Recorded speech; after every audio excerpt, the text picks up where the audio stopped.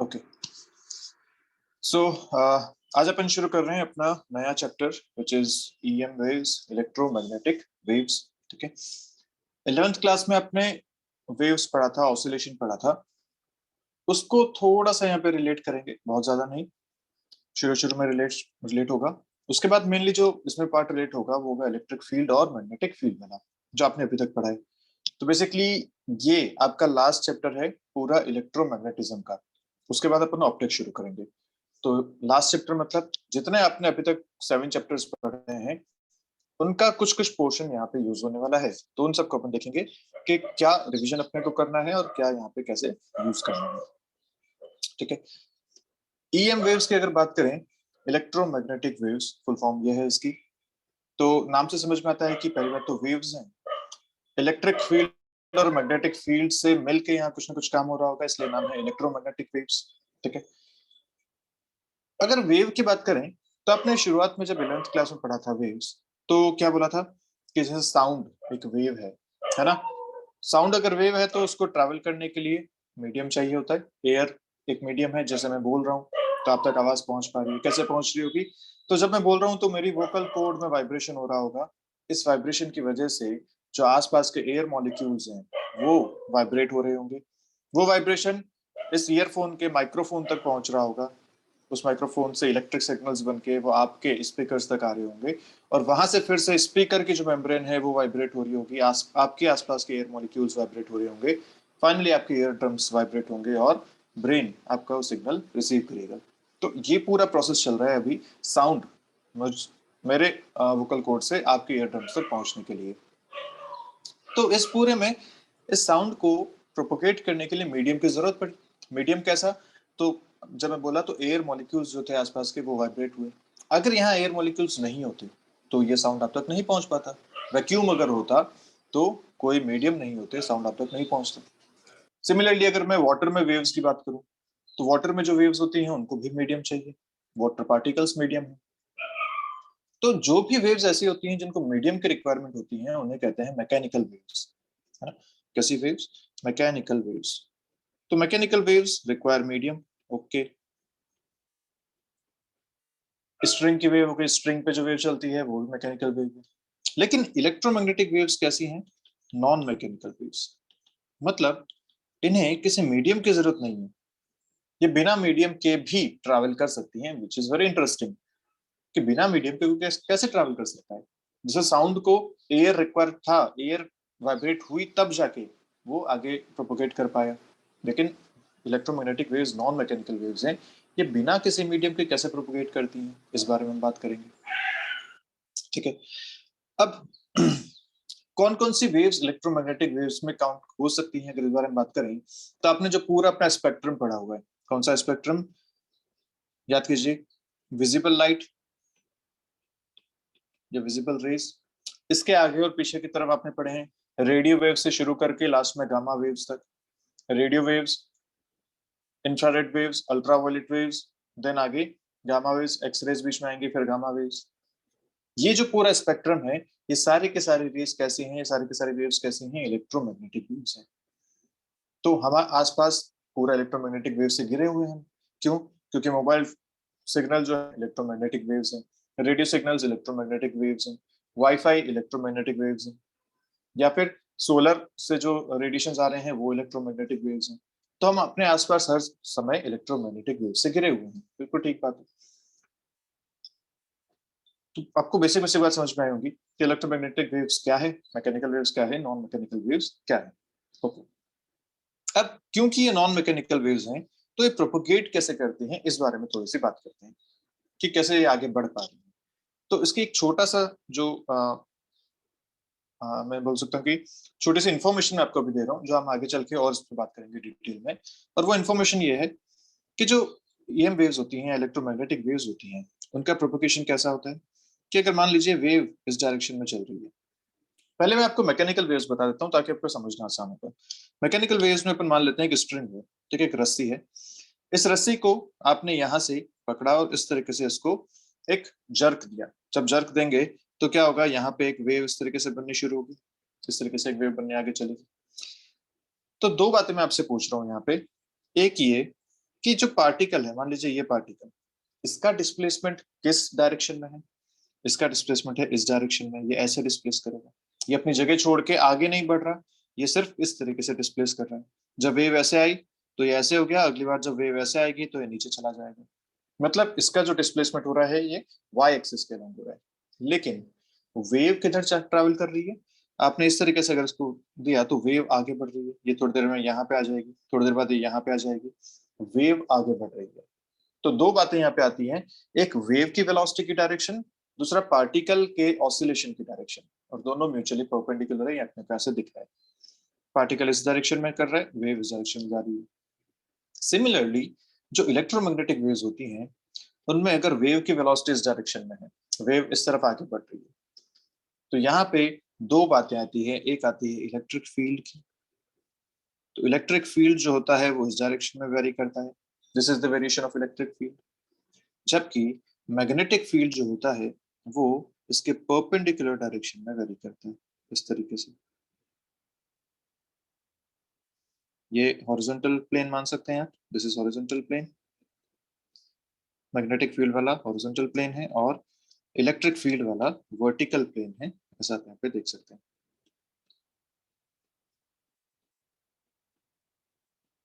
इस तरीके से वेरी करेगा। एक मैग्नेटिक फील्ड हॉरिजॉन्टल प्लेन में वेरी कर रहा है, इलेक्ट्रिक फील्ड वर्टिकल प्लेन में वेरी कर रहा है, और जो वेलोसिटी ऑफ द वेव है वो इन दोनों की परपेंडिकुलर है। आप चाहें तो यहाँ एक्स वाई जेड एक्सिस बना सकते हैं, this is x axis, this is y axis, और जो ये एक्सिस है दिस इज जेड एक्सिस। तो magnetic field is along z axis जो मैंने ब्लू में बता रखा है, electric field is along y axis जो मैंने रेड में बता रखा है, and velocity is along x axis. तो यहाँ खास बात क्या हुई, यहाँ तीनों कंपोनेंट आपस में परपेंडिकुलर है। कौन से तीनों component, velocity, electric field and magnetic field are mutually perpendicular. This is the property of electromagnetic wave, इस तरीके से आगे प्रोपोगेट करती है। इसका प्रोपोगेशन आगे बात करेंगे कि कैसे इलेक्ट्रिक फील्ड और मैग्नेटिक फील्ड का रिलेशन आ रहा है, कौन किसको डेवलप कर रहा है और कैसे आगे बात हो रही है, ये सारी बातें हम आगे करने वाले हैं। तो फिलहाल एक बेसिक्स इन्फॉर्मेशन कि इसमें क्या क्या है, वेलोसिटी है, इलेक्ट्रिक फील्ड है, मैग्नेटिक फील्ड है, तीनों ही म्यूचुअली परपेंडिकुलर होंगे, इस बात का हमें ध्यान रखना है। अभी तक इतनी बात, क्यों होंगे परपेंडिकुलर इसको हम आगे समझेंगे। ठीक है, अब आज अपन जो बात समझने वाले हैं वो है मेनली डिस्प्लेसमेंट करंट की। डिस्प्लेसमेंट करंट, अभी डिस्प्लेसमेंट करंट क्या है, इलेक्ट्रोमैग्नेटिक वेव से इसका क्या रिलेशन है, ये सारी बातें अपन इसमें आगे करेंगे। ठीक है, तो व्हाट इज डिस्प्लेसमेंट करंट, सबसे पहली बात इसको समझने के लिए अपन थोड़ा सा पीछे चलते हैं। पीछे कहाँ पे, ईएमआई में। ईएमआई में आपने क्या पढ़ा था, फैराडेज लॉ पढ़ा था, याद है कुछ कुछ फैराडेज लॉ।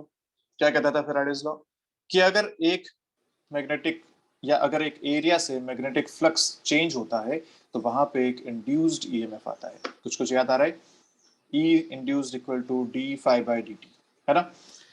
हमने बात करी थी, मैं एक बार आपके लिए जल्दी से बना देता हूँ ऐसा कुछ, ये मैग्नेटिक फील्ड है, and let's say magnetic field जो है वो चेंज हो रहा है, तो यहाँ पे फ्लक्स चेंज हो रहा है। अगर फ्लक्स चेंज हो रहा है मतलब यहाँ पे एक इंड्यूस्ड ईएमएफ आने वाला है, और हम जानते हैं इंड्यूस्ड ईएमएफ कितना आएगा, d phi by D t के हिसाब से आएगा। ये किसने बोला था, दिस इज फैराडेज लॉ। ठीक बात है, बिल्कुल फैराडेज लॉ। और फिर हमने यहाँ ये बात भी करी थी कि यहाँ पे इंड्यूस्ड ईएमएफ आया मतलब यहाँ पे करंट भी आया होगा, I induce which is E induced by resistance R, और करंट आया मतलब चार्ज के मोशन हुआ होगा, चार्ज मूव हुए होंगे। और फिर ये बात समझ में आई थी कि एक मैग्नेटिक फील्ड एक रेस्ट वाले चार्ज को कभी भी मोशन नहीं दे सकता, क्योंकि मैग्नेटिक फील्ड का जो फोर्स होता है वो होता है क्यू वी क्रॉस बी। जब तक वेलोसिटी जीरो है तब तक मैग्नेटिक फील्ड का फोर्स भी जीरो है। और अगर यहाँ पे चार्ज मूव हुए हैं, करंट आया मतलब चार्ज मूव हुए हैं, मतलब यहाँ पे कोई ना कोई इलेक्ट्रिक फील्ड रहा होगा जिसे हमने क्या बोला था, इंड्यूस्ड इलेक्ट्रिक फील्ड। याद आ रहा है कुछ, इंड्यूस्ड इलेक्ट्रिक फील्ड। यानी कि मैग्नेटिक फील्ड अगर चेंज हुआ है तो इंड्यूस्ड इलेक्ट्रिक फील्ड प्रोड्यूस हुआ है। ये बात हमें समझ में आई, ओके। क्या बात आ गई यहाँ पे, यहाँ से अपना जो फाइनल रिजल्ट आया वो क्या आया, कि अगर मैग्नेटिक फील्ड में चेंज होता है तो क्या प्रोड्यूस होगा, इलेक्ट्रिक फील्ड वहां पे प्रोड्यूस होगा। ये अपना एक रिलेशन यहाँ से आया, समझ लो। क्लियर है? यहाँ तक अपने को कोई दिक्कत वाली बात नहीं। पक्की बात, ये याद आ रहा है सभी लोगों को? Yes no? Yes sir. Check. अब क्वेश्चन ये आता है कि क्या इसका उल्टा भी पॉसिबल है? उल्टा मतलब अगर इलेक्ट्रिक फील्ड में चेंज हो तो क्या मैग्नेटिक फील्ड भी प्रोड्यूस हो सकता है? ये बात यहाँ पे आती है कि अगर इलेक्ट्रिक फील्ड में चेंज हो रहा है तो क्या मैग्नेटिक फील्ड प्रोड्यूस होगा? This is the question here. अब इस क्वेश्चन को आंसर किसने किया? इसने उसको आंसर किया मैक्सवेल ने। तो उन्होंने क्या बोला, इसका अपन बात करते हैं। उन्होंने एक एक्सपेरिमेंट किया। एक्सपेरिमेंट कैसा था? तो अब यहाँ यूज कर रहे हैं कैपेसिटर वाला कॉन्सेप्ट, थोड़ा सा चलते हैं कैपेसिटर पे। कैपेसिटर प्लेट्स है, एक स्विच लगा रखा है और एक बैटरी से आपने इसको कनेक्ट कर दिया है इस तरीके से। ठीक है, इनिशियल ये चार्ज नहीं है, अनचार्ज है। आपने जैसे स्विच क्लोज किया तो क्या होगा? चार्ज का फ्लो होना शुरू होगा। बिल्कुल ठीक बात है। चार्ज फ्लो कैसे होता है?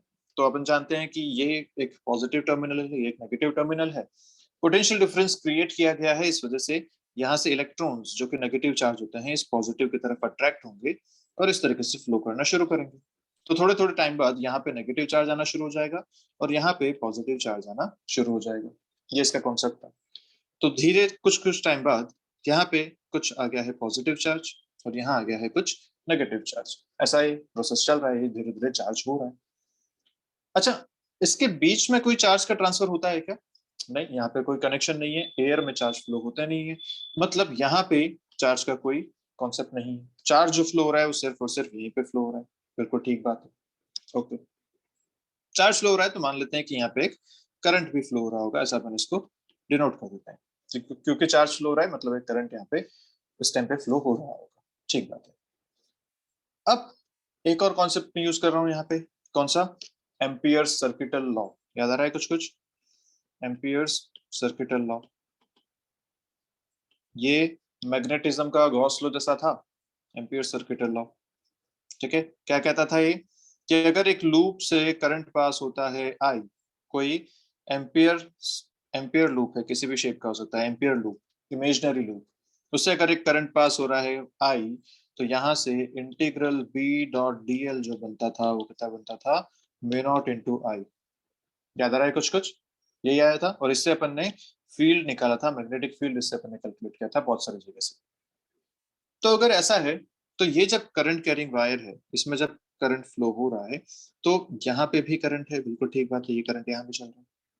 अगर मैं यहाँ पे एक एम्पियर लूप बनाता हूँ इस तरीके का, अगर मैं यहाँ पे एक एम्पियर लूप बना देता हूँ ऐसा, ठीक है, तो क्योंकि इस एम्पियर लूप से करंट पास हो रहा है मतलब यहाँ पे कोई ना कोई मैग्नेटिक फील्ड होगा।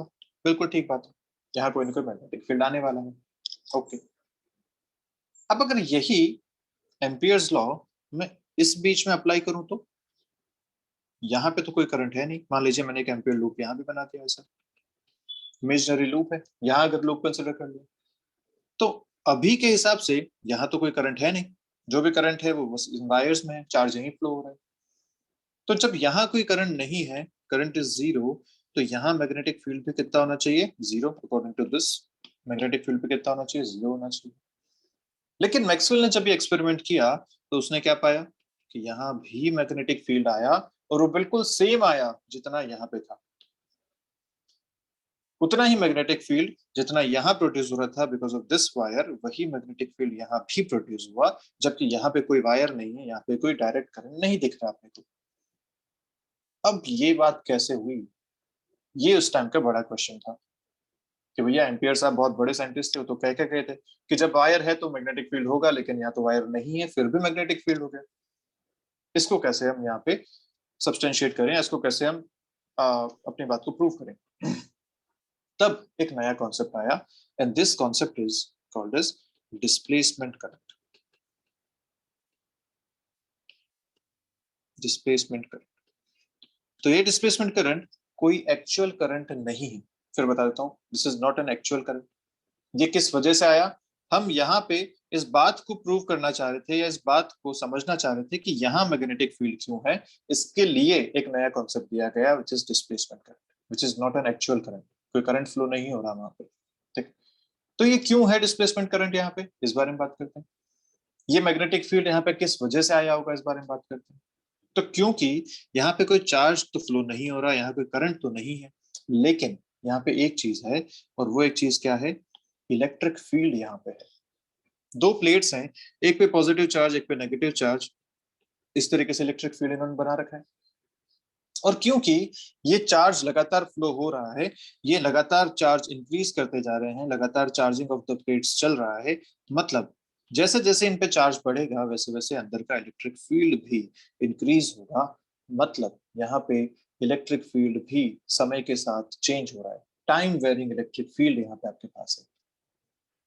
तो यही मैक्सवेल ने बोला कि करंट तो मैग्नेटिक फील्ड प्रोड्यूस करता ही है, एम्पियर साहब कह के गए हैं, लेकिन एक टाइम वेरिंग इलेक्ट्रिक फील्ड भी मैग्नेटिक फील्ड प्रोड्यूस करता है, ये मैं कह रहा हूं, ऐसा मैक्सवेल ने बोला। ठीक है, तो यहां से अपनी बात समझ में आई कि यस, उल्टा भी पॉसिबल है, उल्टा भी पॉसिबल है कि एक इलेक्ट्रिक फील्ड में अगर चेंज होता है तब भी मैग्नेटिक फील्ड प्रोड्यूस होता है। मतलब अब दोनों बातें आपके सामने आ चुकी हैं कि अगर मैग्नेटिक फील्ड में चेंज होगा तो इलेक्ट्रिक फील्ड प्रोड्यूस होगा, इलेक्ट्रिक फील्ड में चेंज होगा तो मैग्नेटिक फील्ड भी प्रोड्यूस होगा, दोनों एक दूसरे को बनाते हुए आगे बढ़ सकते हैं। और यही बेस है इलेक्ट्रोमैग्नेटिक वेव के प्रोपोगेशन का। हम आगे बात करेंगे कैसे, लेकिन यही इसका बेस बनता है।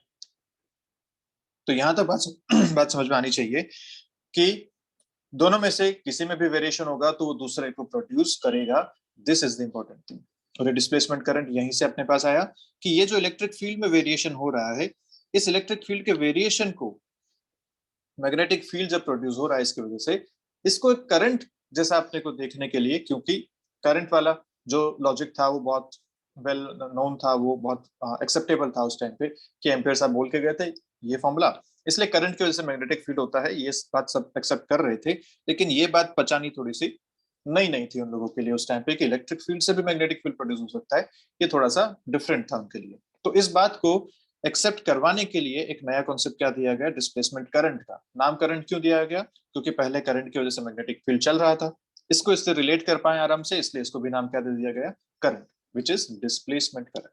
ठीक है, तो ये एक्चुअल करंट नहीं है, फिर बता रहा हूँ ये एक्चुअल करंट नहीं है। ये क्या है, इस चेंज इन इलेक्ट्रिक फील्ड की वजह से जो मैग्नेटिक फील्ड प्रोड्यूस हो रहा है, इसको दिखाने का एक तरीका है which is called as displacement current. तो अब आपके पास दो टाइप के यहाँ पे करंट हो गए। कौन कौन से करंट हो गए, एक हो गया कंडक्शन करंट। कंडक्शन करंट मतलब जो वायर्स में फ्लो हो रहा है, वायर में कंडक्शन की वजह से करंट फ्लो हो रहा है। तो जो वायर में नॉर्मल करंट आप लिखते हैं वो है, इसको आप कभी कभी आई सी लिख सकते हैं, जनरली इसको आई लिख देते हैं, जो अपन हमेशा पढ़ते आ रहे हैं वही आई।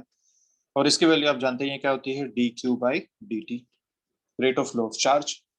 लेकिन डिस्प्लेसमेंट करंट की अगर बात करूं तो वहां तो कोई चार्ज फ्लो हो नहीं रहा, तो उसको अपन चार्ज से तो रिलेट नहीं कर पाएंगे। तो उसको रिलेट करने का जो तरीका आया वो एक अलग फॉर्मूला दिया गया, और वो फॉर्मूला क्या है, ये डिस्प्लेसमेंट करंट किस वजह से है, चेंज इन इलेक्ट्रिक फील्ड की वजह से। और इसको क्या लिखते हैं अपन, इसको लिखते हैं आई डी, डिस्प्लेसमेंट करंट। और इसकी जो वैल्यू आई वो I epsilon not D phi E by D T. This is the value जो आपको ध्यान रखनी है। This is the displacement current, I D equal to epsilon not D phi E by D T. Phi E क्या है यहाँ पे, phi is flux और ई मतलब इलेक्ट्रिक, तो इलेक्ट्रिक फ्लक्स। तो rate of change of electric flux multiplied by epsilon not will give you the electric या displacement current. ये अपने को यहाँ पे ध्यान रखना है। तो अब प्लेट्स का हिसाब कैसा हो गया होगा कि ये दोनों प्लेट्स हैं, इस तरफ से तो यहाँ पे कंडक्शन करंट आ रहा है आईसी, और यहाँ पे क्योंकि इलेक्ट्रिक फील्ड चेंज हो रहा है तो यहाँ अपन मान सकते हैं कि बीच में एक डिस्प्लेसमेंट करंट रहा होगा आई डी के बराबर। ये आपका पूरा सिचुएशन हो गया, या कॉन्सेप्ट हो गया डिस्प्लेसमेंट करंट का। तो क्या ये आपको समझ में आई बात कि डिस्प्लेसमेंट करंट क्या है और कैसे काम कर रहा है, यस और नो?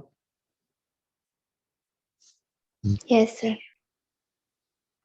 ठीक, एक एक को समझ में आया, बाकी को नहीं आएगा। Yes sir. चलिए, तो ठीक है, बहुत बढ़िया। तो डिस्प्लेसमेंट करंट का ये कॉन्सेप्ट है। सर अब ये अपन डायग्राम आगे, फिर से समझाओ ना सर। कौन सा डायग्राम? तो यही डिस्प्लेसमेंट। ये वाला डायग्राम फिर से समझाऊं? Yes sir. ओके भार्गव, सो डायग्राम यही कह रहा है कि ये दो कैपेसिटर प्लेट्स हैं आपकी, तो अपन ने जहां से शुरू किया था इस एक्सपेरिमेंट को करना, यहाँ पे बैटरी लगा रखी थी, यहाँ पे एक स्विच था, इस टाइप से था सिचुएशन। जब बैटरी क्लोज की तो यहाँ पे वायर्स में जो करंट चला उसको बोला कंडक्शन करंट, जिसकी वैल्यू आपने लिखी कितनी, dq by dt, rate of flow of charge. ये चार्ज से रिलेट करता है, जो अपन कन्वेंशनल करंट पढ़ते आ रहे हैं वही है ये। लेकिन यहाँ पे बीच में भी एक करंट की बात हमने करी जो एक्चुअल करंट नहीं है, पर क्योंकि यहाँ मैग्नेटिक फील्ड हमें दिखा इसलिए अपन ने करंट का नाम इसको दिया, और ये करंट को क्या बोला गया, डिस्प्लेसमेंट करंट, जो किस वजह से है, चेंज इन इलेक्ट्रिक फील्ड की वजह से है, और ये बिटवीन द प्लेट्स है। ये पूरा डायग्राम है, ठीक है? Yes sir. ओके, ठीक है, तो अब आगे बढ़ते हैं, बात करते हैं। यहाँ पे एक बात समझ में आई कि जब ये मैग्नेटिक फील्ड यहाँ देखा गया और जो मैग्नेटिक फील्ड यहाँ देखा गया, मतलब मैग्नेटिक फील्ड अगर मैं बात करूं कि ये पॉइंट मान लीजिए एक्स पॉइंट है और मान लीजिए ये पॉइंट वाई पॉइंट है, तो ये दोनों ही जगह मैग्नेटिक फील्ड बराबर मिला एक्सपेरिमेंट से। ये बात अपने को समझ में आई एक्सपेरिमेंटली कि ये दोनों ही मैग्नेटिक फील्ड यहाँ पे बराबर आ रहे हैं। अगर मैग्नेटिक फील्ड दोनों जगह बराबर है मतलब ये दोनों करंट भी सेम होने चाहिए, तभी तो सेम डिस्टेंस पे मैग्नेटिक फील्ड सेम होना चाहिए। याद अपने को फॉर्मूला है, करंट कैरिंग वायर से magnetic field, you know the formula. तो अगर ये मैग्नेटिक फील्ड सेम है मतलब ये दोनों करंट भी सेम होने चाहिए। ये एक और बात आई अपने साथ कि जितना कंडक्शन करंट चल रहा है उतना ही डिस्प्लेसमेंट करंट भी अंदर की तरफ होगा। तो this is another important thing, इसको बोलते हैं अपन principle of continuity. Principle of continuity, continuity मतलब जितना करंट कंडक्शन था उतना ही आगे कंटिन्यू हो गया डिस्प्लेसमेंट में भी। तो this is principal of continuity, ये अपने को ध्यान रखना है। दोनों फॉर्मूलाज अपने को पता ही है, एक है dq by dt, दूसरा क्या है, epsilon naught d phi e by dt। तो ये दोनों बराबर होंगे, इस बात का अपने को ध्यान रखना है यहाँ पे, ठीक है? This is principal of continuity. हालांकि यहाँ पे एक बात और क्या समझना है कि ये जो करंट है डिस्प्लेसमेंट करंट, ये किस वजह से है, चेंज इन इलेक्ट्रिक फ्लक्स की वजह से। देखो rate of change of flux की वजह से है। तो यहाँ पे एक क्वेश्चन एक बार पूछा गया था और उसमें आंसर बच्चों ने गलत कर दिया। अभी अपन क्वेश्चन करेंगे वो क्या है, चलो क्वेश्चन के हिसाब से उसको समझते हैं, क्वेश्चन के अकॉर्डिंग इसको समझते हैं, ठीक है? पहले अपन इस इक्वेशन को प्रूव कर लेते हैं। ये जो इक्वेशन है ना, इक्वेशन ऑफ कंटिन्यूटी, इसको अपन एक बार प्रूव कर लेते हैं जल्दी से, ठीक है? तो प्रूव कैसे करेंगे, एक दो कैपेसिटर प्लेट्स हैं आपके पास, करंट यहाँ पे चल रहा है IC, ये करंट आगे बढ़ रहा है, ये बीच में डिस्प्लेसमेंट करंट है ID। मान लीजिए किसी टाइम पे यहाँ पे चार्ज है प्लस क्यू, यहाँ चार्ज है माइनस क्यू, और DQ चार्ज यहाँ पे और आ रहा है, DQ चार्ज यहाँ से बाहर निकल रहा है, ऐसा अपन इसमें मान सकते हैं, ठीक है? अगर ऐसा है, बीच में इलेक्ट्रिक फील्ड रहा होगा इस टाइम पे के कुछ, ठीक बात है। प्लेट का एरिया आप A ले सकते हैं, A is the area of the plate. तो अपन जानते हैं कंडक्शन करंट क्या होगा, dq by dt, जितना चार्ज आ रहा है जितने टाइम में, rate of flow of charge. जबकि डिस्प्लेसमेंट करंट का फॉर्मूला क्या लिखा है, epsilon naught d phi e by dt। और फ्लक्स क्या होता है, फ्लक्स होता है फील्ड इनटू एरिया, तो इसको मैं लिख सकता हूँ epsilon naught d by dt of field is electric field, area is A। ये लिखा जा सकता है इसको। और यहाँ पे अगर बात करें तो एरिया वेक्टर भी इसी डायरेक्शन में है प्लेट्स के लिए। एरिया वेक्टर याद है ना, सरफेस के परपेंडिकुलर, तो जिधर इलेक्ट्रिक फील्ड उधर ही एरिया वेक्टर। आराम से आप फ्लक्स को लिख सकते हैं EA cos 0 डिग्री, cos 0 1 होता है, आराम से फ्लक्स को लिखा जा सकता है E into A, इसलिए मैंने सीधा लिख लिया इसको, flux is E into A। अब डिफरेंशिएट अगर करें यहाँ पे तो अपने को क्या मिलेगा, ID is equal to epsilon naught D by dt electric field. Capacitor के बीच में इलेक्ट्रिक फील्ड कितना था, याद है किसी को? कैपेसिटर प्लेट्स के बीच में इलेक्ट्रिक फील्ड कितना होता था, एनीबॉडी? याद करो याद करो, सिग्मा बाई एप्सिलॉन नॉट या sigma by 2 epsilon not? Sigma by 2 sigma by Epsilon naught. Epsilon not, sigma by epsilon not. एक प्लेट की वजह से होता था सिग्मा बाई 2 एप्सिलॉन नॉट, दोनों प्लेट्स का मिलाकर कितना हो गया, सिग्मा बाय एप्सिलॉन नॉट। ठीक है, तो इलेक्ट्रिक फील्ड होता था sigma by epsilon naught, and sigma is nothing but charge per unit area. तो मैं इसको लिख सकता हूँ Q by A epsilon naught into A, ऐसा लिखा जा सकता है इसको। ठीक है, अब देखो यहाँ से आपके पास बन के आ गया सारी चीजें, A से A कैंसिल, एप्सिलॉन नॉट से एप्सिलॉन नॉट कैंसिल, बचा के आपके पास dQ by dt। So ID भी यहाँ से आपको कितना मिल गया, dQ by dt which is same as conduction current. ठीक है, तो बड़ा आसान सा इसको प्रूव करना, भी कोई खास बात नहीं है इसमें। तो यहाँ से अपन प्रूव कर सकते हैं इक्वेशन ऑफ कंटिन्यूटी कि हाँ, जितना करंट उस वायर में चल रहा था उतना ही आगे डिस्प्लेसमेंट करंट भी आप मान सकते हैं, उसमें कोई दिक्कत वाली बात नहीं। ठीक है, तो ये सब होने के बाद अब क्योंकि इसको भी इंक्लूड करना था, डिस्प्लेसमेंट करंट को भी इंक्लूड करना था, तो एक नया एम्पियर्स लॉ आया जिसको बोलते हैं मॉडिफाइड एम्पियर्स लॉ या फिर एम्पियर मैक्सवेल लॉ, इसको ऐसे बोल देते हैं। ठीक है, मॉडिफाइड एम्पियर्स सर्किटल लॉ। ठीक है, तो ये क्या हो जाएगा, integral B dot D L is equal to mu not, पहले था खाली आई, अब हो जाएगा I plus displacement current I D. This is the modified Ampere circuital law. और ये चिंता वाली बात नहीं करनी है कि भैया अब तो ये डबल हो जाएगा, कि कंडक्शन करंट जितना था उतना डिस्प्लेसमेंट करंट है, ये दोनों मिलकर ट्वाइस हो जाएंगे और ये आई ट्वाइस आई हो जाएगा, तो ये तो पहले से डबल हो गया। ऐसा नहीं है। ऐसा क्यों नहीं है, क्योंकि डायग्राम में आप देख पा रहे हो, जहां पे कंडक्शन करंट है वहां पे डिस्प्लेसमेंट करंट नहीं है, और जहां पे डिस्प्लेसमेंट करंट है वहां पे कंडक्शन करंट नहीं है। इसलिए एक बार में एक ही यूज होने वाला है, कोई चिंता वाली बात नहीं है, अपने को आराम से अपन इसको यूज कर सकते हैं बिंदास। जब जहां पे वायर है वहां डिस्प्लेसमेंट करंट की जरूरत ही नहीं है, और जहां वायर नहीं है वहां कंडक्शन करंट नहीं होगा, तो एक बार में एक ही यूज होने वाला है, इसलिए कोई चिंता वाली बात नहीं है। बस ये टर्म भी साथ में इंक्लूड हो जाएगी, this is the total formula, क्योंकि अब ये सही आपको आंसर दे देगा। आंसर किस बात का, कि हमने जो यहाँ बात करी थी कि यहाँ तो करंट है 0, फिर भी यहाँ मैग्नेटिक फील्ड आ रहा है, तो ये एम्पियर्स लॉ गलत हो गया। नहीं, अपन ने इसको मॉडिफाइड कर दिया, क्योंकि यहाँ कंडक्शन करंट 0 है लेकिन डिस्प्लेसमेंट करंट है, तो ये आपको आराम से मैग्नेटिक फील्ड दे देगा, इसलिए कोई दिक्कत वाली बात अब नहीं है। ठीक है, सो इसे बोलते हैं मॉडिफाइड एम्पियर सर्किटल लॉ या एम्पियर मैक्सवेल लॉ, इसको ऐसा भी बोल देते हैं। ठीक है, तो यहाँ पे कई बार आपको इस तरीके से भी लिखा हुआ मिल जाएगा, ये is equal to mu naught I plus I D की जगह सीधा वो फॉर्मूला लिख देते हैं इसका कई बार D phi by D T, तो इसमें कंफ्यूज नहीं होना है, ये आई डी ही लिखा हुआ है, इसी कोई खास बात नहीं है इसमें। ठीक है, तो ये आपका हो गया मॉडिफाइड एम्पियर सर्किटल लॉ। अब इसकी प्रॉपर्टीज क्या क्या होती हैं डिस्प्लेसमेंट करंट की, तो जस्ट मैं आपको बता देता हूँ प्रॉपर्टीज क्या क्या हो सकती हैं डिस्प्लेसमेंट करंट की। पहली बात तो ये कि कन्वेंशनल करंट नहीं है ये, this is not the conventional current. Conventional current मतलब चार्ज फ्लो हो रहा है, rate of flow of charge, ये वो नहीं है। ये किस वजह से है, ये चेंज इन इलेक्ट्रिक फील्ड की वजह से है। सो नहीं, कोई कोई दिक्कत वाली बात नहीं, कन्वेंशनल करंट नहीं है। किस वजह से एग्जिस्ट करता है, चेंज इन इलेक्ट्रिक फील्ड की वजह से एग्जिस्ट करता है, इसकी वजह से ये एग्जिस्ट कर रहा है। स्टेडी स्टेट कंडीशन में ये नहीं होगा, स्टेडी स्टेट कंडीशंस में ये नहीं होगा। क्यों नहीं होगा, क्योंकि स्टेडी स्टेट कंडीशन किसको बोलते हैं, जब कोई चेंजेस ना हो रहे हो, और ये तो आ ही तब रहा है जब इलेक्ट्रिक फील्ड में चेंज हो रहा हो, तो सीधी सी बात है स्टेडी स्टेट कंडीशंस में डिस्प्लेसमेंट करंट नहीं होगा, वहां पे सिर्फ कंडक्शन करंट होगी।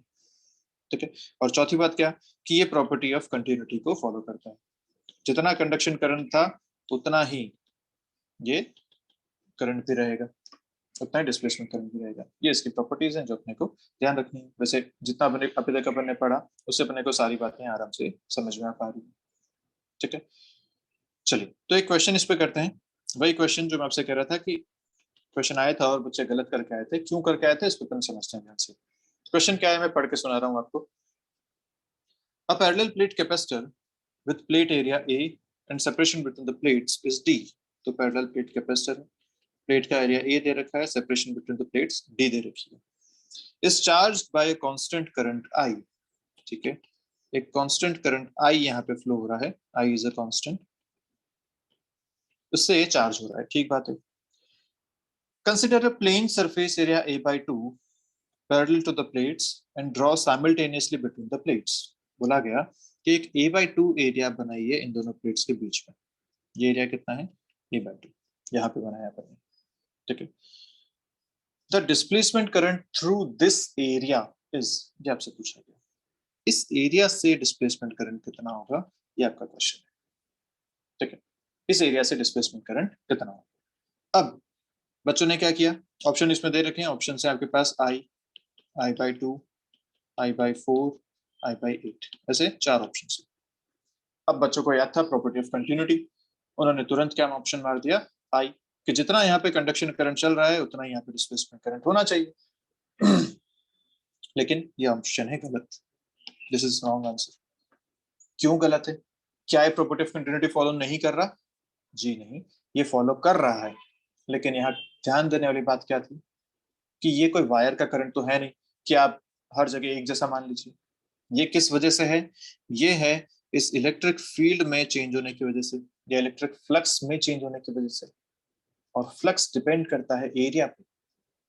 अगर आप इस पूरी प्लेट का एरिया यहाँ पे कंसिडर करते तो टोटल फ्लक्स इन्हीं प्लेट्स के बीच में है, जितना करंट यहाँ चल रहा है वो सारा का सारा फ्लक्स यहाँ पे आपको मिल जाता, आप कहते कि हाँ आंसर आई होता। लेकिन यहाँ पे क्या दिक्कत हो गई, यहाँ पे बोल दिया हाफ द एरिया। अगर एरिया हाफ हो गया तो इससे पास होने वाला फ्लक्स भी तो हाफ हो जाएगा। तो आपने जब फॉर्मूला लिखा था आई डी का, वो क्या लिखा था, epsilon not D phi E by D t. लेकिन यहाँ फाई जो है वो प्रोपोर्शनल होता है एरिया के। आपने अगर एरिया हाफ किया तो फ्लक्स भी हाफ हो गया, इस वजह से करंट भी क्या हो जाएगा, बाहर वाले करंट का हाफ हो जाएगा। This is the answer. So आपका सही आंसर क्या होना चाहिए था, I/2। This is the correct answer, this is the wrong answer. क्या ये बात समझ में आई आप लोगों को? प्रॉपर्टी ऑफ कंटिन्यूटी फॉलो हो रही है, उसमें कोई मतलब दिक्कत नहीं है। जितना टोटल करंट यहाँ था उतना ही टोटल करंट यहाँ होगा, टोटल। लेकिन इस पर्टिकुलर एरिया से पूछ लिया तो अपने को एरिया को रिलेट करना पड़ेगा बाय फ्लक्स, ठीक है, यस और नो?